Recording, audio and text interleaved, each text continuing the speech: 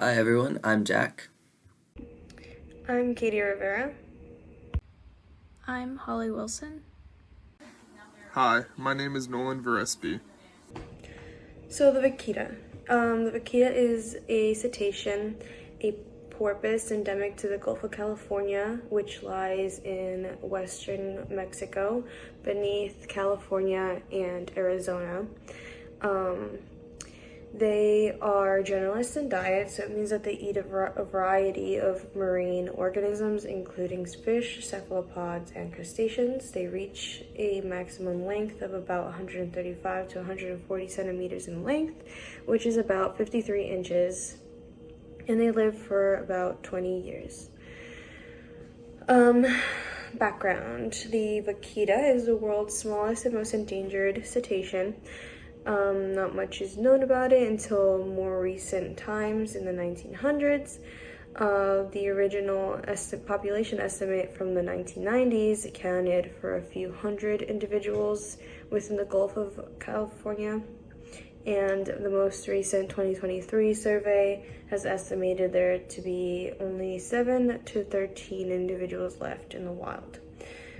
This has all been a result of bycatch, where the vaquita is entangled in gill nets used by fishermen to catch the totoaba, which is a large fish whose meat and swim bladder is prized for export to Chinese markets within the US and China. The vaquita is also sometimes caught in nets meant for sharks and by shrimp trawlers.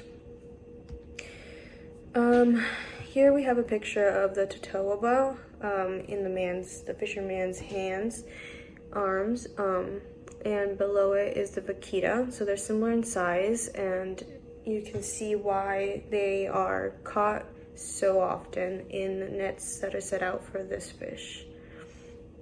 So for some history of the vaquita, gill nets have been used in the Gulf area since the 1930s to catch a variety of fish species, especially the totoaba fish, and as we mentioned, the vaquita often get caught in these nets as well. In the 1940s, there was a crash of the totoaba industry, so there was not as much fishing for a little bit. And then in the 50s, there was a refuge area created in the upper Gulf for fish nursery grounds. And then in the 1970s, the totoaba fishery was closed due to overfishing. They were fishing totoaba far too much, and their numbers were dropping pretty significantly. Around the same time, the vaquita was listed as endangered by the Mexican and United States governments. And then a little bit later, in 1986, the vaquita was listed as vulnerable by the IUCN Red List. Let's see.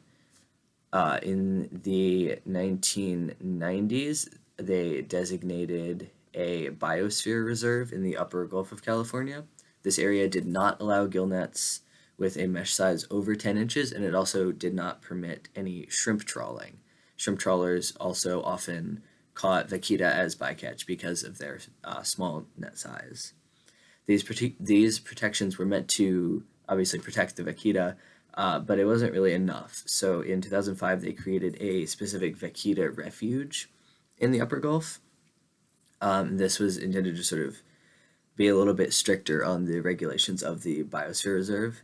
And then in 2008, the Mexican government launched the PACE Vaquita program, which was designed to also enforce these fishing regulations as well as promote gear buyout campaigns, which would incentivize local fishermen to swap out their gill nets and other non-vaquita friendly gear for better alternatives. This also didn't really do a whole lot. So in the 2010s, they launched the Procer Vaquita program. I'm not sure if that's how it's pronounced. This expanded the gill net exclusion area as well as provided some compensation to the fisheries who lost revenue because of the program. However, none of this was enough to stop the decline of the vaquita. They did still decline pretty significantly in this time, and then because of Mexico's sort of lack of enforcement, lack of like ability to actually help out the Vaquita. In 2022, CITES required them to create a compliance action plan for the enforcement of Vaquita conservation, because their previous plans were just really not enough. Um, and then the stakeholders, of course, the fishermen in the area do have quite an interest in sort of preserving the biodiversity and health of this ecosystem, since they depend on it for their livelihoods. And if there are no fish there, they don't have anything to fish, and they need that. Additionally, the Mexican government has some stake in preserving the vaquita because it has become a more well-known issue at this point. They've faced a decent amount of backlash from, sort of global organizations from their like previous lack of enforcement of some of their policies.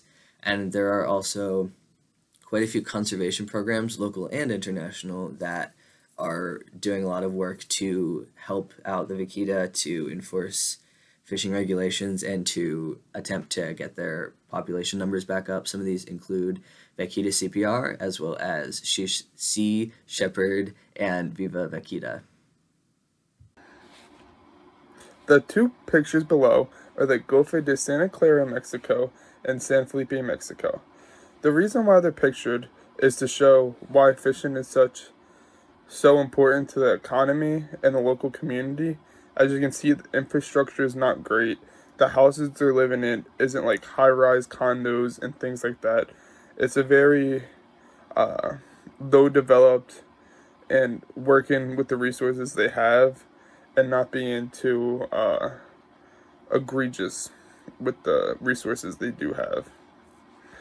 So that's why overfishing is such a big problem, is because since there's not as many resources near them, that's the most valuable resource. They're going to use the most of it they can have. So the ethical and biological impact of it is that since the data set was so low, the ecological impact, we can't really have good data on the impact it's going to have. However, we do realize it's going to have a significant ethical impact, is because vaquitas are a species that humans were fully able to prevent from going extinct, but we have not been able to do so. And the way it's looking, they are going to go extinct just because of overfishing, and the economy is so dependent on fishing and things like that. There's just not a way to enforce the rules and regulations that would happen if we still want to have a viable community. Overfishing does continue to occur during this day, as I was saying. Since the Gulf of California is such a highly productive ecosystem, it is going to be overfished like crazy. And it's not likely that the species is going to survive. And then, as we were saying, it's so productive with fisheries, finfish, and shrimp, that these boats are out every single day hunting for fish and shrimp, and that the vaquita is just going to get caught up in the nets and not have a chance to survive. So our question, or what are the best management practices or policy changes we can implement to preserve the vaquita as an extinct species in the Gulf of California? And I also want to mention the two pictures below.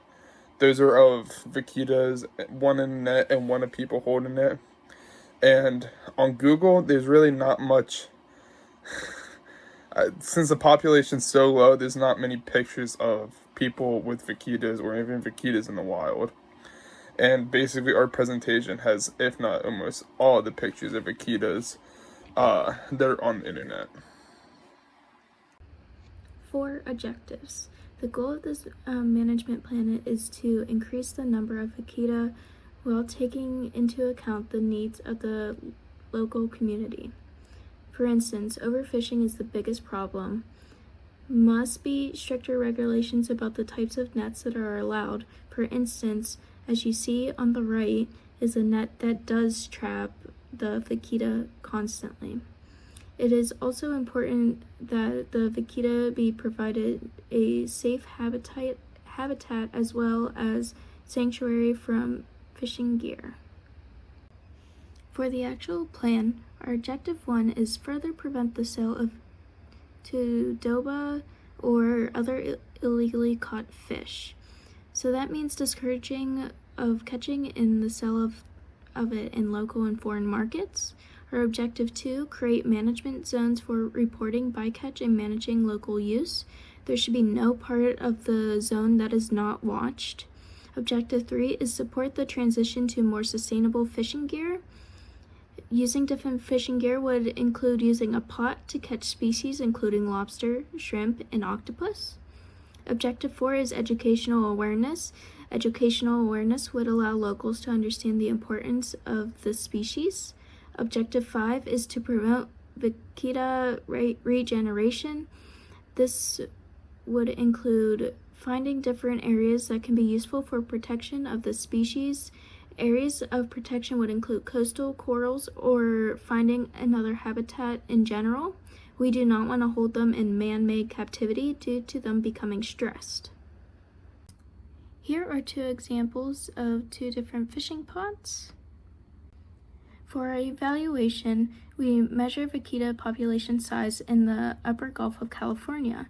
We plan to tag them because that would allow us to keep a close eye on them and see how they are traveling and where they go. Due to there only being an estimate of 7 to 13 individuals, ideally we would want the population size to increase back into the hundreds, but we can estimate that we can only increase the population to around 50 individuals within 7 years. Todoba sales should decrease if our plan is working. Plan to evaluate fishermen. That would give us ideas of what they are doing besides fishing and how this project is affecting them. And working with government officials, this can give them and the community a better understanding of why we are doing this project in the first place. Lastly, here are our references.